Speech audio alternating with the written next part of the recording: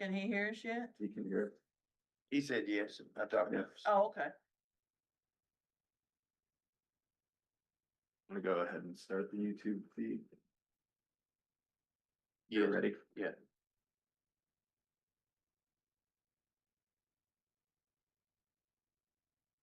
Can we go ahead and start at the time? Here's your clock, friends.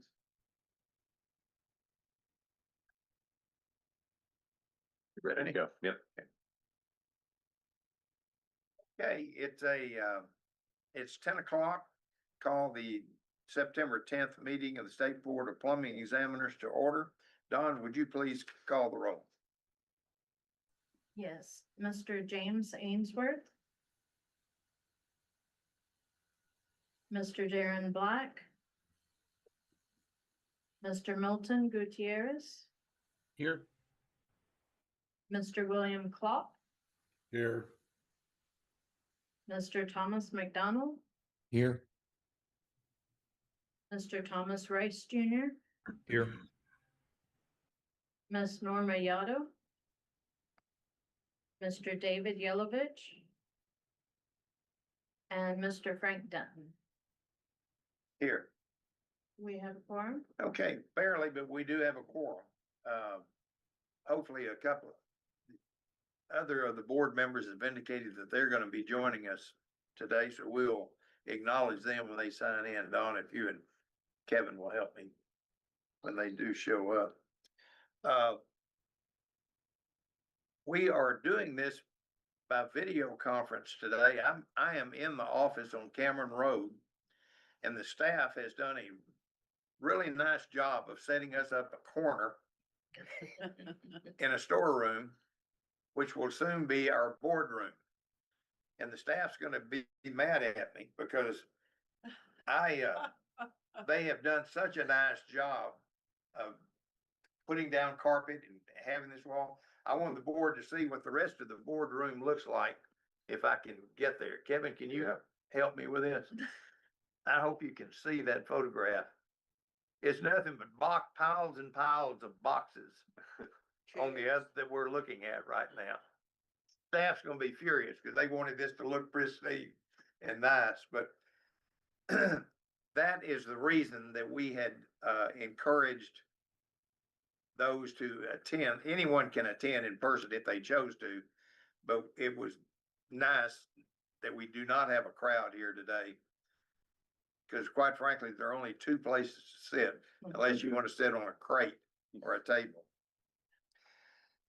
The good news is,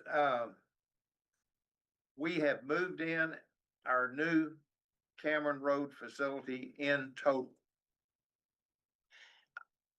And on time. We were out of our old building by August 31st, which was the deadline and the expiration of our lease. I cannot express in words the appreciation I have of the staff and the hard work they did. This was not an easy job. We have, after 40 years of occupying a building, you can just imagine what a job it was to move not just the office material, but all of the shop area and all the equipment and all the tools and all the houses and put them up here at the new building. Kevin, I can't believe he's lasted and has not quit yet because he's had to hook up all the networks for all of our employees over here. But Lisa, I tell you, she came up with a plan and an order in which to move people. And I believe we only lost 1 or maybe 2 days communication with our licensee staff. Lisa moved the licensing staff over here first and put them all on cell phones. I noticed Ron Ainsworth has joined us, so let the record show that Ron's with us today also. But the staff has really, really done an outstanding job of making this transition as seamless and as less cumbersome on the industry as they possibly could. I can't imagine it going any better. we had a estimate back in March or April for a moving company to move us. And that estimate, I believe, is $160,000 or $175,000. $175,000 is what a private sector moving company said they would charge us to move. The last I checked, Lisa made an arrangement with the prison system for them to provide us 6, sometimes 12 inmates to move all of our stuff. And the last I checked, we were about $30,000. Is that right? Right around that. So I'm gonna tell you what, that goes to show you the attitude of the Texas State Board of Plumbing Examiners. It's state money, but it's our money. So I think to reject $175,000 bid and get it done for 30, maybe 40,000 by the time we get through is a testament to the good work that Lisa does, and I really appreciate it. I thought it would be interesting, I hope Kevin can do this. Lisa did a walkthrough with our former landlords at the other building, and I hope Kevin can show you some of the photographs of the vacant building. Can you do that now, Yeah, Kevin? absolutely. So I'm on the screen is what you're gonna be seeing is our old building vacated. And I want you to look how good it looks. After living in that building for 40 years, I find it remarkable that the staff has kept it in as good a shape as they did and left it as clean as what they did.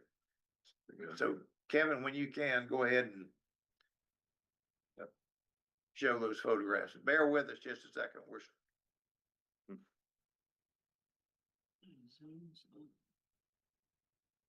It looks like a new building. Stand by, please. Yeah, it's crashing. Oh, It worked a while ago, didn't it? Yeah, it did.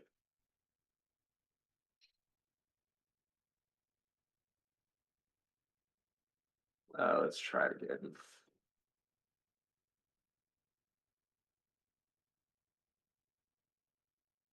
Here we go. Can everyone see this? This is our old building that we vacated. Stop working again. Yeah.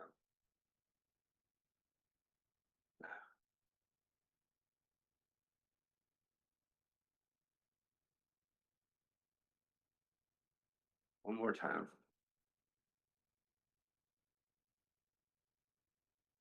You know, while we're waiting on Kevin to do that, I want to give a shout out to GW in our examination, as well as Junior. Y'all have met Junior that works back in examination. He has worked with the inmates and helping supervise making all this move. They just did an outstanding job. There's the old shop area, guys. Every one of you plumbers took your exam in there, so it looks different now. it sure does. Wow. But are you guys not impressed with how nice that looks? Look at the walls. The walls don't even look like they need painting.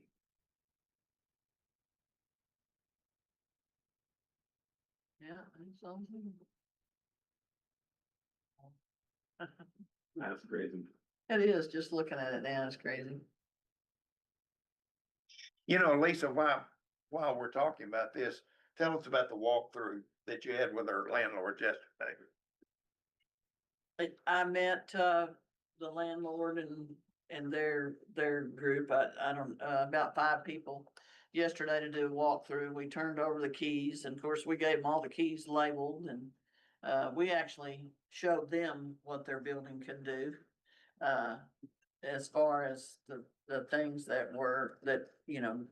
improvements that we made and left, but they were so pleasantly surprised, and they couldn't tell me enough times how nice and neat the building was, and how they felt like all they had to do was some fresh carpet and a touch of paint here and there. And if somebody wanted to use it as is, they could. And, of course, they're gonna be looking at doing multiple things or offering it to lots of people, but, they were pleasantly surprised and overall impressed with, the condition and the shape of the building. We left we had, the signs are down. We left, the windows sealed off and everything, so. And we've now, as of yesterday and today, transferred, the utilities and all those things back to them, so. That was our goal and we met it, was to get a good report and have no problems in transferring, the building back to them. Yeah, I'm really proud of how the transition took place. As proud as I am of our agency in the job we did on this move, I want to report to the board, and I've debated on whether to do this, because I usually don't criticize other agencies. But I'm gonna tell you, everything that we have done so far have been because of the plumbing board and in spite of the Texas Facilities Commission. Next month will mark 1 year and 1 month since we met in August of 24 and told them, committed that we would take this new building. And they asked us some questions about modifications. Lisa gave them a list of modifications in October Very detailed. of 24, along with some rough drawings of some passageways and doorways that we needed changed. As of this morning, we have received absolutely nothing, including cost estimates. They have worked on it. They have sent us email after email. They've sent teams of people out here. But I'm telling you, not the first piece of sheetrock has been moved, not the first wall has been put up that we requested. We have had zero. We haven't even had cost estimates. And that is of concern for me, because the one thing that did happen, and I debated on whether to share this, but I think our board needs to know it. The only thing that did happen is sometime during the transition in the spring last year, someone jumped the curb out front and knocked down the flagpole and damaged the sign out front. So Lisa requested that it be replaced. And they got on it and sent us a contract to replace a flagpole and to repair the signage out front. I'm not gonna ask you to guess what they told us it would cost to do that. If you can believe, we got a cost estimate of $94,000 to put up a damn flagpole and repair a sign. So $94,000 for a flagpole and repair signage. So I set up a meeting and went and talked to the deputy executive director with the Facilities Commission and did the best I could to tell him how insane I thought they were. And we got through the meeting okay. The bottom line is that I told them, we'll do without a sign and we'll do without a sign pole before I'll pay $94,000 for a damn flagpole. They said, well, what are our alternatives? Our alternative is do it ourselves. The bottom line is, we got on it. Lisa contracted a couple of local sign people and flagpole folks. We put it up for $4,800. I think we're at about 54 now Excuse me. with flags, $5,400 with a flag. somewhere around there. So the only reason I tell you this, since we've not even seen cost estimates on the revisions that we want, I'm not optimistic that it's gonna be cost effective going forward. If a $94,000 flagpole is any indication, I am not optimistic about cost estimates going forward. But with that being said, we're gonna the Facilities Commission is not charged with the responsibility of operating the Texas State Board of Plumbing Examiners. That's our job. And I am not going to, and Lisa is not going to, we're not going to allow them to be an excuse while we don't operate our agency. We've done workarounds on every single thing that we need in order to operate get our building up and going again. Including, we've got the first house in the warehouse functional. GW has modified the shelving, if you might recall, that was out there where a house will sit in it. We run temporary power to it since part of the construction was to run power to each of these houses. So our winches will operate to raise and lower the house. So we're not about to wait on the Facilities Commission to do what they should have done 6 or 8 months ago. We're running temporary power to it. And with all that being said, I've talked with Lisa, I've talked with GW, and we believe that within 2 weeks' time, we will be testing inspectors over here. The first thing that GW is planning on putting together will be the water heater display and the displays having to do with inspectors.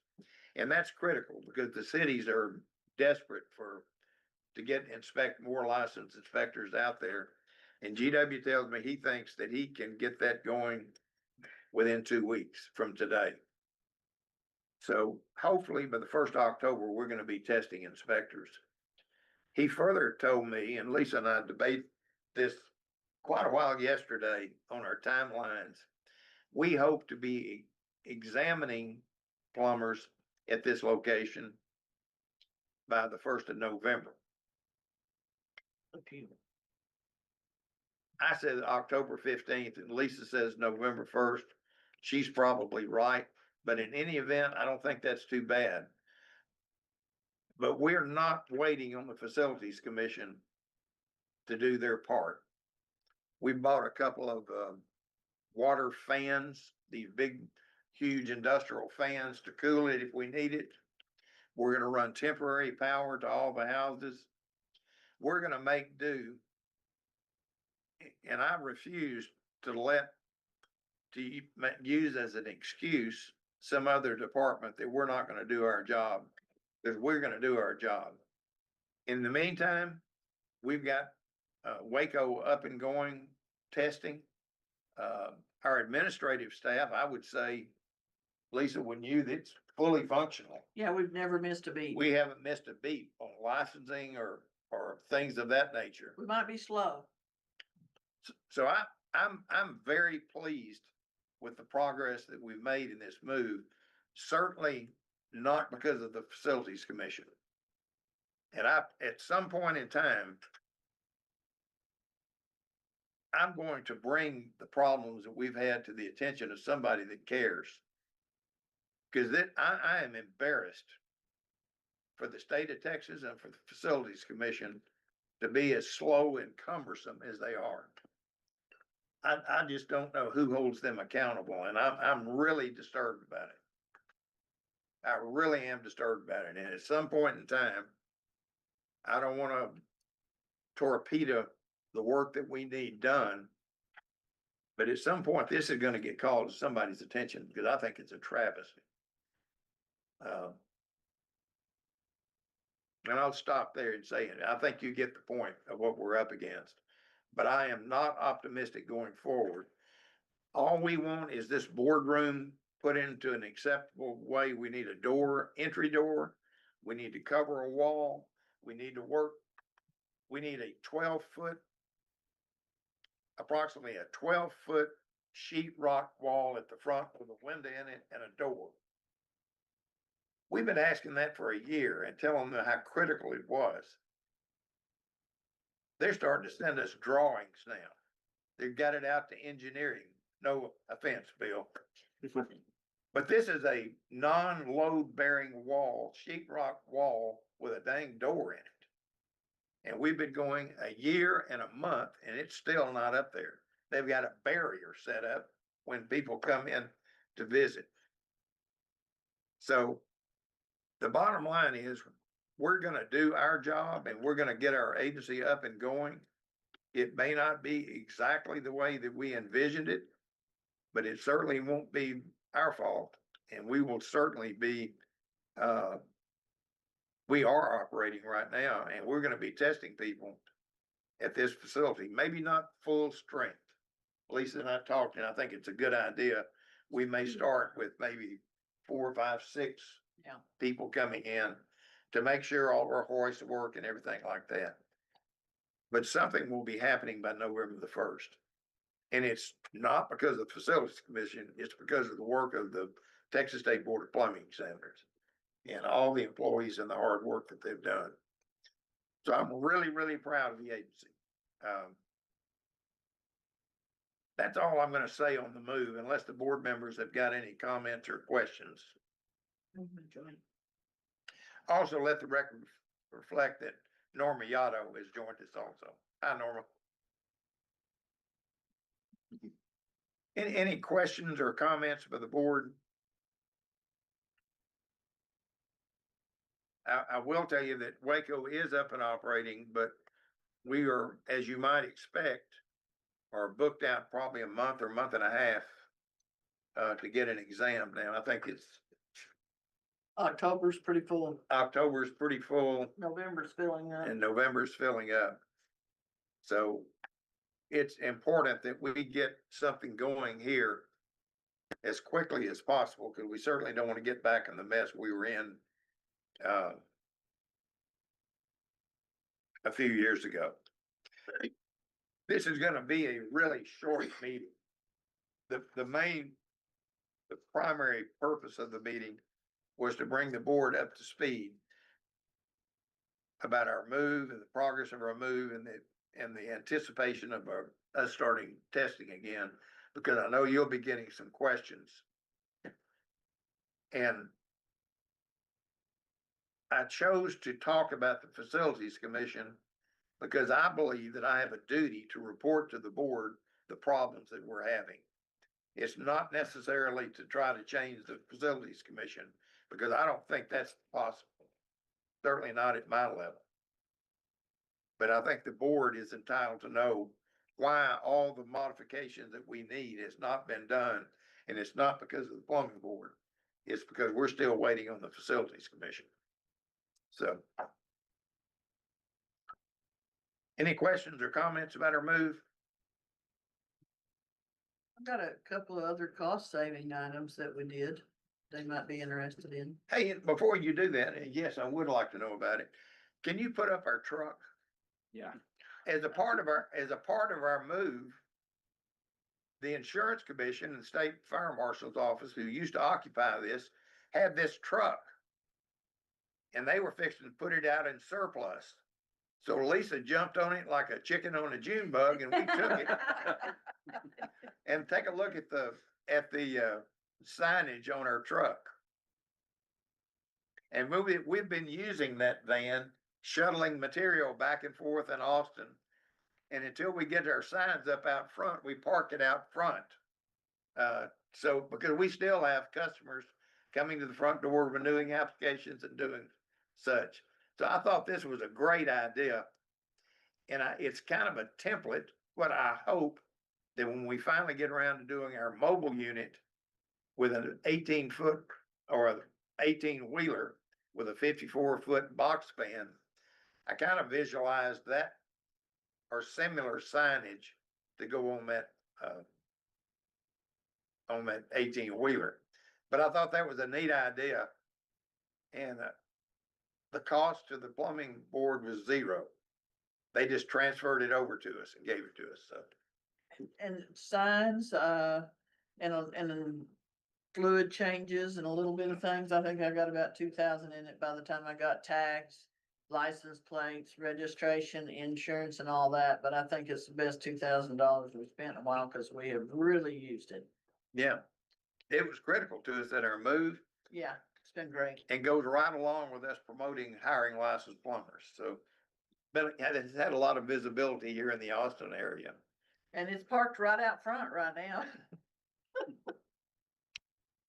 You were talking about other cost savings. Oh, yeah, the other cost saving things that we did is Mr. Denton actually moved the cross connection trailer with his truck. Because we were we had so many things to move. We ended up just hooking it up to Frank's truck and he pulled it across town and parked it again. He's great at pulling trailers.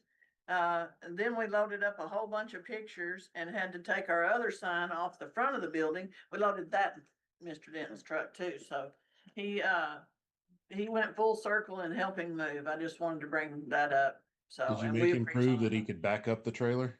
it. You bet, you bet. He did a great job. So, I mean, he's done more than anybody could have expected, hauled boxes, pictures, signs, and trailers. And we want to thank him as well. They finally found something that I can do. You know, also, I skipped over, but I would like to certify that we do have a quorum present today. And that is important because two of the items that we need to get done today are, items number 6 and 7. Legislation was passed this past session, which lowers the requirement or the time required to move from a journeyman to a master from 4 years to 2 years. That's already been implemented by statute, and it's somewhat of a formality and for informational purposes that we adopt a rule that's consistent with that statute. So that's what item number 6 is. It reduces the length of time a journeyman must hold that license before he's eligible, or she is eligible to apply for a master exam. So a motion would be in order to approve that rule under item number 6. And can I go ahead and add that this was posted for 30 days of public comment in the Texas Register and no comment was received? So moved. Is there motion by Mr. Ainsworth, second? Second. Second by Ms. Yotto. All in favor, please signify by saying aye. Aye. Aye. Any opposed? I would also say that since that rule went into effect September 1st, Lisa tells me that, 138 journeymen have already signed up to take an master exam 138. as of September the 1st. So word got out pretty fast. And that's gonna be significant for us from a financial standpoint. Because if we counted, and I can't remember, I think there are like 2,000 or 3,000 journeymen who might be eligible, is that right? Yeah, somewhere around, I think 2760, something like that. Yeah. Right off the bat. Yeah, something like 2,000 or 3,000 journeymen, should they choose to do so, would be eligible to move up to a master status. And that's important because when you move up to a master status, that means you have to hire apprentices, you have to hire tradesmen, and you have to bring up journeymen. So it's gonna help the industry pull more people into the industry. Lisa and I were talking earlier, it will be interesting to see what the pass rate are on these who have got less than 4 years. And we're gonna track that and report that back to you. The other item, number 7 that we need to vote on has to do with some revisions in the statute that were made for military service members and spouses to comply with House Bill 5629. And it basically expedites the licensing program for military veterans as well as their spouses. And Lynn, I guess this has also been posted. No, we're gonna vote to post for public comment in the Texas Register. So we've not yet We posted have not this. yet posted. Okay, so the motion will be to, a motion to propose item number 7 to be posted in the Texas Register for 30 days. So moved. Second. Motion, Mr. Gutierrez, second by, who was it? Tommy? By Tommy Rice. All in favor, signify by saying aye. Aye. Any opposed? Thank you. I'm now gonna let Lisa take the floor and cover her reports. Oh, and I'm sorry, could I have a motion for, Chairman Denton to sign the order adopting the first item number 6, rule adoption for 363.4? It's Justin. I make that motion. Second, Tommy Rice, I second. Tommy Rice, second. All in favor, say aye. Aye. Aye. Aye. Any opposed? Thanks, Lynn. Thank you. Okay, Lisa, you got the floor. All righty, thank you. I'm gonna start out with personnel changes and staffing. I want everyone to know we have a new enforcement attorney. And her name is Ashley Normand with a D. I wanna make sure I add the D on there. And, we're gonna get her up and running, get some of these cases through SOA. And we've got a whole lot of things going on with, the enforcement department in that respect. So we're excited about it. She just came on this week, so she's getting her feet wet. And it doesn't seem like it's gonna take her long. She comes with some very good litigation experience. And, we're just excited. We've worked very hard. Lynn has, Michael has, they've gone to recruitment. Everything we can think of, and we think we've got just the right person, so. We also have, a new person, an admin person in licensing, which it's kind of a divided job as far as administrative type stuff, and his name is Christopher Tutaro. And so he has started as well, and Christopher started during the move, so, he has not yet gotten trained on licensing, but he is well trained on moving boxes. But he seems to be versatile, so, we'll get those other duties as assigned to him and. I as we got move tickled at along. Lisa, after he had been here a week or two, said, ask him to write his own job description. And he said he wasn't able to do it. Said he's been carrying boxes and stringing wire and been doing everything except what he thought he was gonna be doing. Saws on old wood, cutting bolts off. Yeah. It doesn't matter. No one ever stopped around here. Kept moving. We've also continued to stay on top of our, fingerprint processing. And I'm gonna tell you, we've kind of gone full circle on it now. And I think we're gonna stay leveled out between probably 93 and 95%. The only ones that have really not gotten fingerprints are the new ones coming in. There's less and less applications that come in, new applicants that come in that don't have it, and they're fully aware that they need to get it. The other ones that you have are people that chose not to get fingerprints and have let their license go to a 2-year reinstate status. And so, because that full circle is coming back around, there's a few people that, have chosen to just go reinstate and probably give their license up rather than going and doing the simple process of getting fingerprints. But, so we've leveled off, we stay on top of that every day. As far as the things that we needed to do legislatively after session, we've had some cyber updates and some reporting that was due in September that we've completed. We've had, some policy items that are on our website that we were required to do. We've got a few other things we're required to do that, the due dates are pushed out further. And of course, our next big challenge in administratively, we'll have to get our annual financial report done and that sort of thing, so.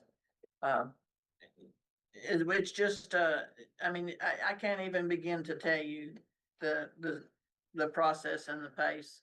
And, the old eating an elephant one bite at a time, that's exactly what we've been doing, so. And everybody has worked so incredibly hard. I can't say enough about everybody here. Reports on, statistics on licenses. We put that in your board book. It is there. We remain over about 100,000 total licenses and registrations that we, touch, review, process, whatever you wanna call it, with, 72,769 warm bodies that are, that's our current population. So, and as, as we mentioned earlier, I expect out of those 138, master applicants, that some of those are gonna move right on up to the, responsible master plumber position, so we'll have a lot going on there with insurance, getting company names put together, getting those apps processed, so it's a never ending process, I'll tell you. A lot to do. And I did wanna tell you, and Mr. Denton mentioned a while ago, we do have a few slots here and there that we, that we save for military and different situations. But Waco is running pretty full. We've really been hammering on them lately. I'm still hoping for here and Waco to eventually, hire another examiner, but by the time we get reopened, I think those folks in Waco are gonna be ready for a little bit of a break. But there's currently 510 that are scheduled for exams, all a variety of exams. And the journeyman in particular, those are there's 65 right now that are scheduled, or I'm sorry, 85 that are scheduled right now for practical, and there's 216 that are about to take the written. So of those 216, as they move through the process, we should be up and running, and everything will just cycle right on through, and we won't miss too many beats. So pretty exciting. You know, one other thing that Lisa and I talked about again this morning, we have not abandoned the idea of doing a pilot program at Waco of trying to do a second shift, which would add an additional capacity. If we get a group in at 8 a.m. in the morning and we have an examiner from Austin that can operate in Waco, we're considering bringing another shift in at 2 or 3 o'clock in the afternoon when that group is gone, and maybe test a few in the evening. So whether that's gonna work or not, we're not sure, but Lisa's got a volunteer to try that. And before we get fully operational here, we anticipate maybe looking at a 2-shift operation in Waco. And if that works well, that could prove to be the answer to any future growth we have in the agency. As we get Austin fully up and operational, and Waco is operational, and we move to Harlingen and put a testing center there. If we're successful with running a 2-shift operation, that will take care of the capacity that we are gonna need in certainly the distant future.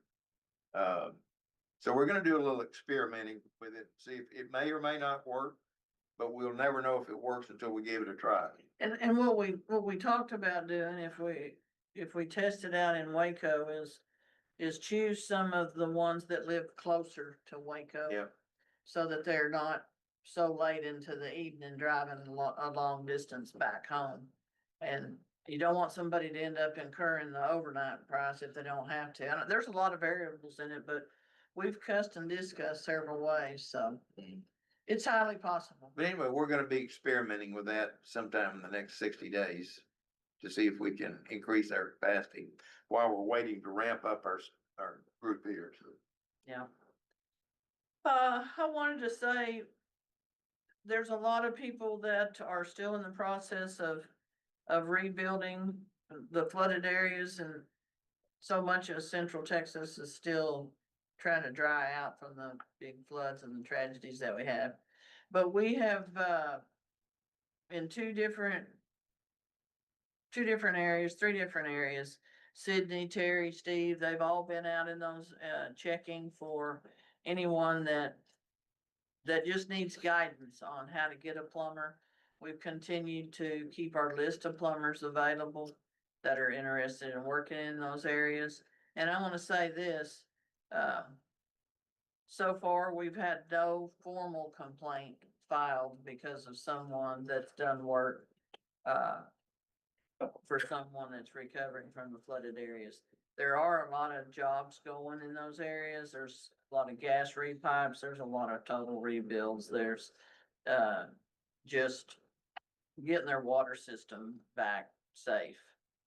So there's a lot of stuff going on, and we found licensed plumbers. Hadn't had any problems, and we're out there to help and not hinder, so. Yeah, Lisa, if I could, I just want to give kudos to Steve and the enforcement staff. Um, I've actually bumped into them on the road here in Kerrville right after the disaster happened, and I was trying to wave them down like a crazy man. They probably ran away thinking they were about to get hijacked or something, but next time they're in town, I'm happy to buy them lunch. They'll be coming back. Thank you. I will forward that to them. It's always nice to run into our field people in the field. That's what we wanna hear. We wanna hear that you're happy to see them in the field. We've got quite a few areas as we get everybody stretched out. I do still have a field investigation, position that's open in Houston and Fort Worth for all those that are just dying to come to work with us. We're just looking for the right person. And we've got a few people that are interested. Let's see, the other thing is, and I kind of mentioned about job fairs and stuff.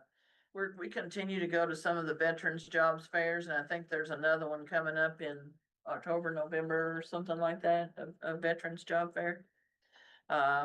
Because we're very open to hiring veterans. I know there's some veteran plumbers out there that would just love to come to work here. We've been busy.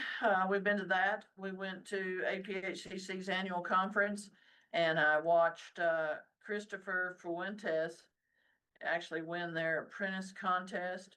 And man, he knocked it out of the park on his rough end. It was very interesting, and, they had a lot of good, they had a lot of participation. They had a lot of good code classes. There were vendors there.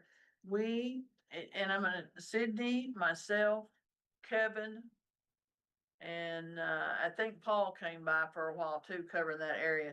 We started at 7 o'clock in the morning, and we talked to plumbers until 6 o'clock at night. There was just a lot of people there and a lot of activity, and it's just great to be out and be able to do some outreach and just talk to people. And of course, we had things that we needed to help them with when we got back, and try to do the follow-up. If I missed anybody's follow-up, send me a text, but I think I got them all. Steve, I think Victor may have gone, but we also went to Boat's annual conference. They had some good code things. There's inspectors there. We did some one-on-one outreach, and we want to get back to where we can get out to everybody as soon as we get settled. Maybe we'll do, I had during one of these, I think it was the San Antonio group, we had a town hall request, Kevin, that we were gonna think about. Right. And we're not able to do it yet, but we're gonna get there. So eventually, if you want us to come, let me know. We continue to work with several new high schools, that have programs and or developing their high school programs. I mentioned that we did, last time we had the, several that graduated through some of the first programs, and Carmelo Castle, he came out of, Woodville down southeast, actually, Woodville, and, he did tremendous job. And he's passed flying colors. And, we're excited to see some more come through. You know, this high school program is taking off.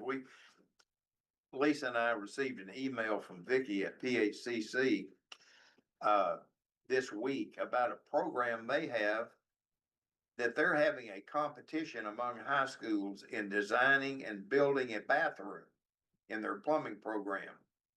And a couple of the two companies have offered some really nice first prizes for that. And Vicky says that they've got 10 high schools who have signed up for this competition and 14 mentors that are PHCC members who are going to work with these high school students to design and build a bathroom based upon certain specifications. So this high school thing is really taking off. And I'm thrilled to see PHCC embracing it and promoting it. And we were gonna put something on our website and maybe Facebook acknowledging their efforts to promote this high school program. So it's actually working exactly like we wanted it to work as far as putting trade schools back in high schools. It's working really well. And I, without a doubt, can tell you plumbing is leading the charge in high schools now. And we continue to get, what we call our high school accelerated training students, the HATs. I talked to a gentleman yesterday that's starting a new program. He's a new instructor, and I've got to send him some more information today.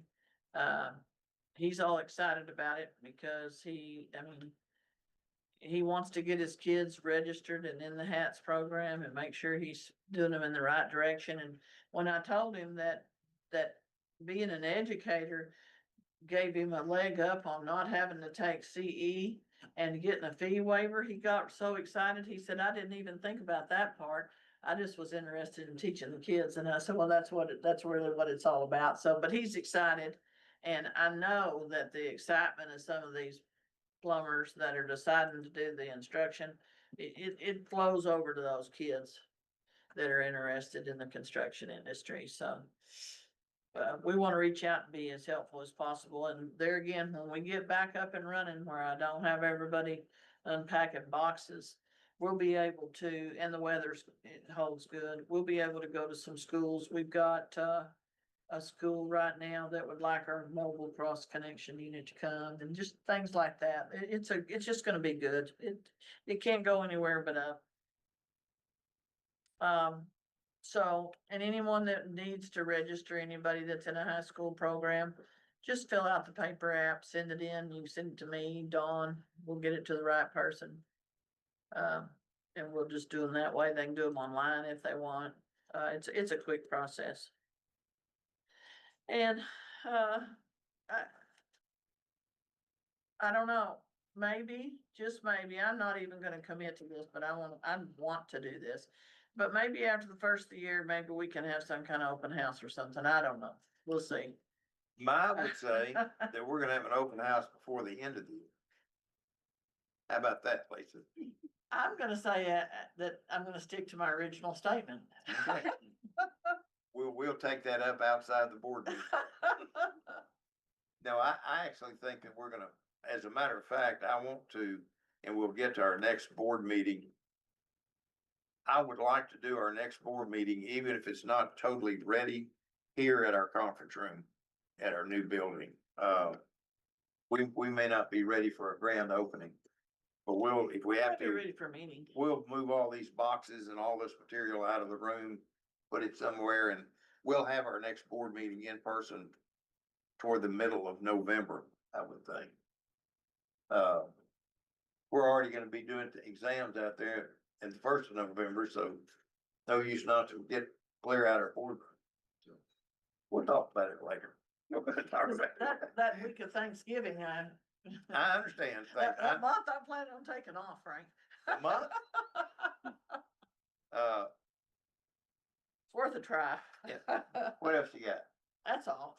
You know, but before we move on to Dan's financial report, I skipped over and did not ask for a motion to excuse Dave Yelovich, who's got a work conflict, and Darren Black, who I thought might be joining us, but he had an appointment, well, said he was gonna join us early. So is there a motion to excuse the absence of Dave Yelovich and Darren Black? I so move. Second. Motion. Second. Do I hear a second? Yes. Okay. Ron. Motion and a second. All in favor, please say aye. Aye. Aye. Any opposed? Yep. Okay, Dan, you wanna go over the financials? Sure. Please. Thank you, Mr. Chairman. I'm Dan Krusher, the Director of Financial Operations. And this is tab number 7, the financial report. I don't know if you have a copy of it, but this is the same, report as usual. It's on the first page are 2 tables, and each one table showing the FY25 appropriations along with expenditures for the 12 months ending August 31st. And the second table is showing the same thing just by accounting category. And so for FY25, our appropriations and transfers came out, or the total is about 3.85 million. And our total expenditures for fiscal year 25 was right about 3.7 million. And then our obligations and projections, we're projecting to spend all the remaining money, except for about 43,000 in conferences and seminars, and that we can roll forward to FY26. So I think the bottom line is we expect to spend everything that we've been appropriated. And so that comes up to about, 99% of our budget we spend, except, like I said, except for our conferences and seminars, which we can roll forward to FY26. And then, let's see, page 2 is our revenues collected for fiscal year 20. And by the way, that is exactly where I want to be, is spend every dime that we're appropriated and not have to, because anything we do not appropriate, with the exception of those items we can roll over, gets swept back into the general fund. So it's my goal that we ask for what we need and we spend what we need, and we not give any additional tax money back to the government to use to go in a big black hole. To me, a fee is just another 3-letter word for tax. And if we don't spend it on the plumbing board, it goes into a big pit and it's used for other purposes of taxes. So I'm thrilled. I think you guys did a good job, especially with all this extraordinary activity we had going to stay within our budget and be exactly where we hope to be. So good job on that. We can actually use our supplemental appropriation to carry forward whatever we don't spend with a small amount, because we can transfer that expenditure to the supplemental, or actually from the supplemental back into 25, and then carry the supplemental forward, because it's good for 2 years. So The supplemental is good. We've shifted, counted, moved, Dan's done a great job and So the board is aware of this. When our appropriations this legislative session, we got our appropriations, which goes into effect September the 1st. But the critical thing was that we needed our $675,000 for our move in June. And the only way you can get that is to put it in a supplemental budget, not a part of our regular appropriations, because we couldn't wait until September the 1st to get that money. We needed to get going in June. So we were able to get the move money, the 675,000, put it in the supplemental budget. It passed and we got access to it 1st of June, or shortly after the 1st of June. We then gave every bit of it to the Facilities Commission to do this move, and we hadn't seen anything yet. So it was easy come, easy go on that particular money. Don't get me started again on the Facilities Commission. Dan, keep going. okay. Our page 2 is our revenues for the fiscal year for FY 25, and there's several prior fiscal years also.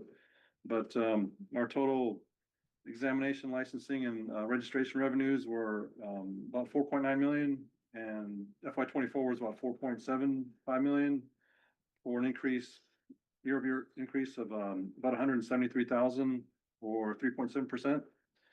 And our total revenues for the fiscal year, including administrative and civil penalties, came to 5.3 million for FY 25, and FY 24 was about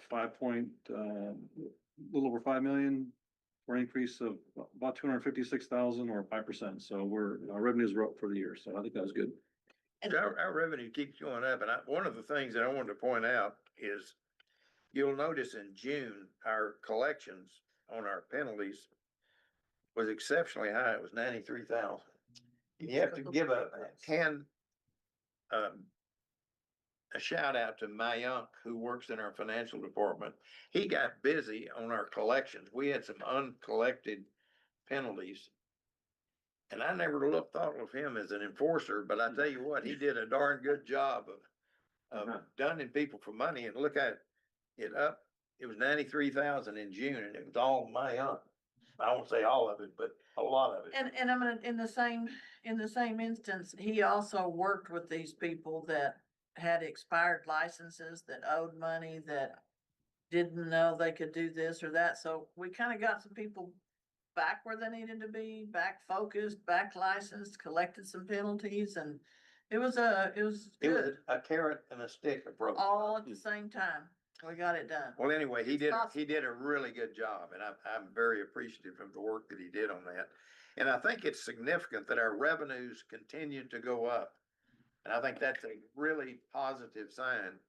If you look back at years past, you look at, we had some $5.2 million back in 20 and 5.2 in 19. Always keep in mind, that is prior to us reducing the master fee by $100 across the board. And that cost this agency $1 million in revenue.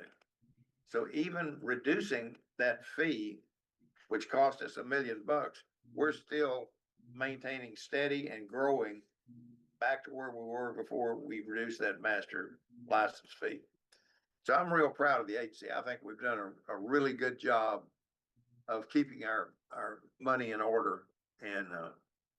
And what that also tells me when I look at that, and I look at that a whole lot, I run numbers too, is that we're doing our job by getting our deposits done, getting into the right places and accounting for them. And so we've never missed a beat getting through the end of that year and collecting it and processing. Dan, go ahead. Anything else? Oh, no, that's it. Unless there are any questions. Any questions of Dan from the board? Any questions about anything that we've talked about thus far?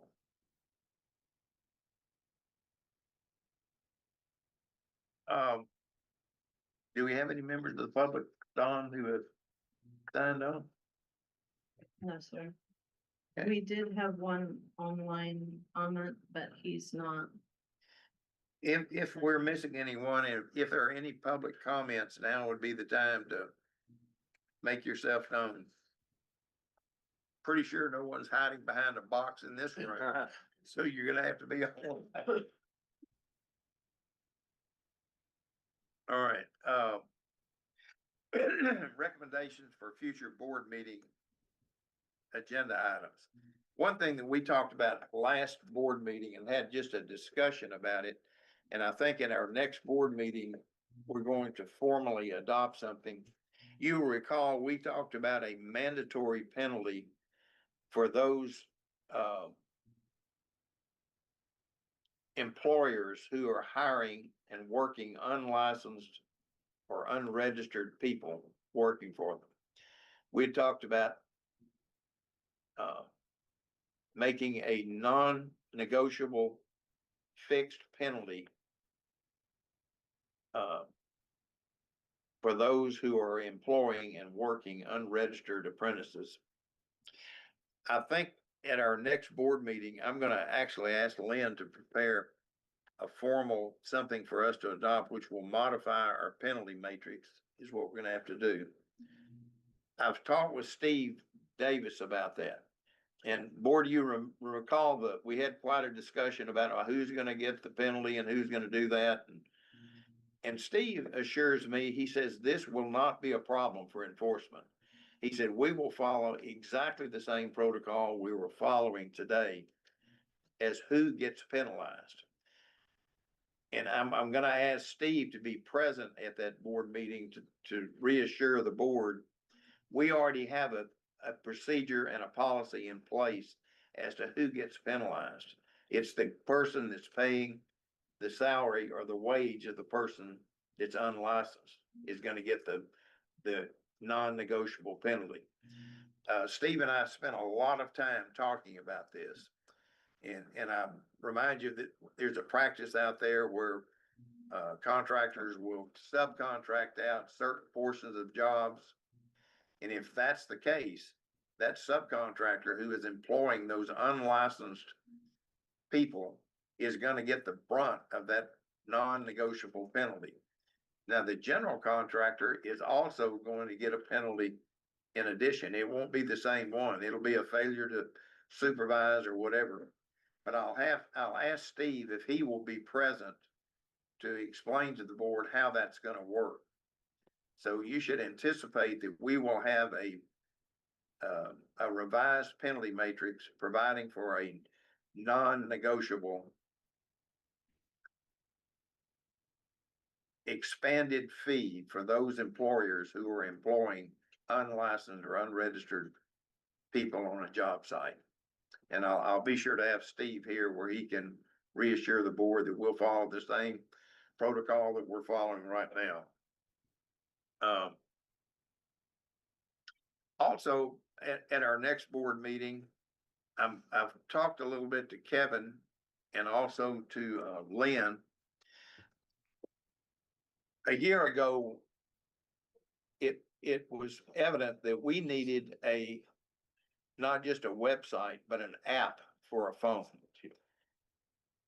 Kevin tells me with all the technology and that the cost of that was gonna be it was a little bit cost prohibitive, but about $25,000 to purchase something that could be an app on a phone, which would be a lot easier to use. Kevin believes that he can actually develop one with all the new technology that has come out with ChatGPT and what have you. They can actually do the coding and we can do our own app for a much reduced cost. So I'm gonna ask Kevin to give us some detail on that. And in addition, I've asked Lynn and Kevin to look at it. We want to check the legality of doing this and get the board's feedback on it. But on that app, I would like a Ask Kevin type function where we train that app or that technology to include IPC and UPC code questions, where a plumber can actually have in his pocket and ask a code question, and that code question will come up. This is the UPC code and this is the IPC code, where they can actually have it in their hand with them. Lynn is checking into the legality of that. It's both are public documents. Both organizations want the public to use it. And I'm assuming that we can put it on an app. And if we don't put it on an app, it'll be because IPC or UPC doesn't want us to put it out there for the plumbers. So we hope to maybe develop something like that for the benefit of the industry. Lynn asked the question, so was that something people have been asking for? Not necessarily. I haven't had a groundswell of people asking for it, but our primary goal is to protect the public. And anything we can do to make sure plumbers follow proper code requirements protects the public. So this will accomplish that goal if we can make it readily available to them. There won't be any excuses. If you've got a cell phone, you've got the code right there in your pocket. And you don't have to carry a book around with you or go back to the office and check it. So we're gonna have a discussion about that, some feedback from the board, some pros and cons, and maybe we'll have an answer if we'll get any kind of pushback from IPC or UPC on including that on an app. Put it on our app, put it on our website. We're not gonna sell it. It's gonna be free. If anyone has our app, then they'll have access to the UPC, IPC codes. Okay, Yeah, that's great. board members, anything else that you want included? That comes to mind at this time?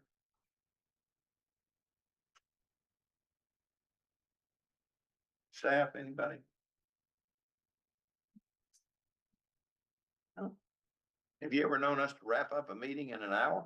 That's pretty good. All right, board members, well, next meeting, we will plan on having it in person here at the new building. And hopefully we'll have it presentable enough that you can see the progress that we've made, so. Any other comments from anyone?